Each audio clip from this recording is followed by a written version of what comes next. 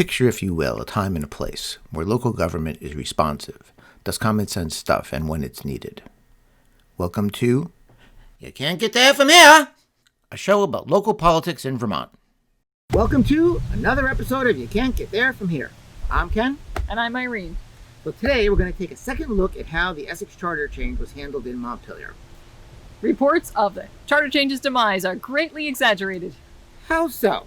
While the full legislature hasn't seen it, the committee didn't even vote to table it. All we got was a letter from the chair and vice chair stating that it should be tabled. So if it's tabled, that doesn't mean it can't be taken off the table. You got that right. Okay. So last time we talked about the population issue that the committee had. What's the next issue?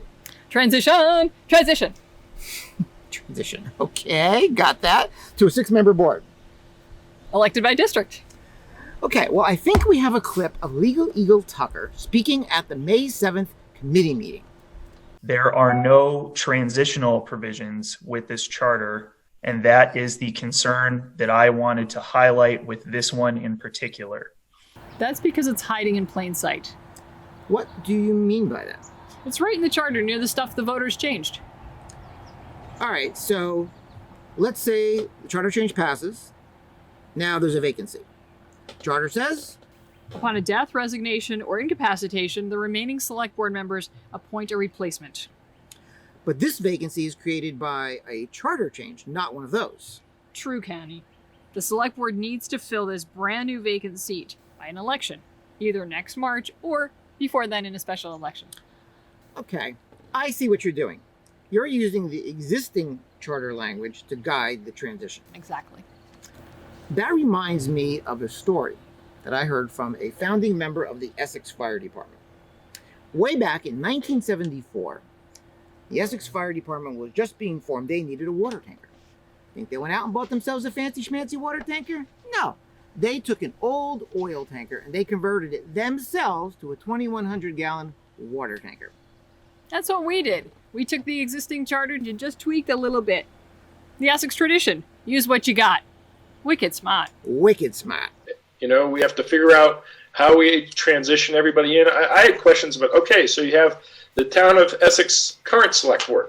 Do they remain members? Representative Gannon, you have questions? We've got answers.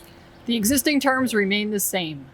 Charter says their terms cannot be modified, and they will not be. Each will serve out the remainder of their 3-year term. Then the seat converts to a district-based one. The changes you see in green are the ones approved by voters in March. Not sure how Tucker missed that. It's simple, elegant. That's how he missed it. Let's take a walk through exactly how this transition will play out. Here's the town of Essex, the village of Essex Junction, and the town outside the village.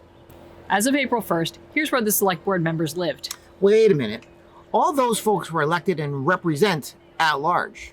They may be, but their behavior reveals their bias toward their home district, which is only human nature. All right, so charter change passes, and then what happens? Prior to the next annual meeting, a new vacant seat is created. It will be filled along with a single expiring seat in 2021. This is the ideal time to add a second seat. Next year, 2 more at-large seats expire and will be elected by district to keep it 3+3.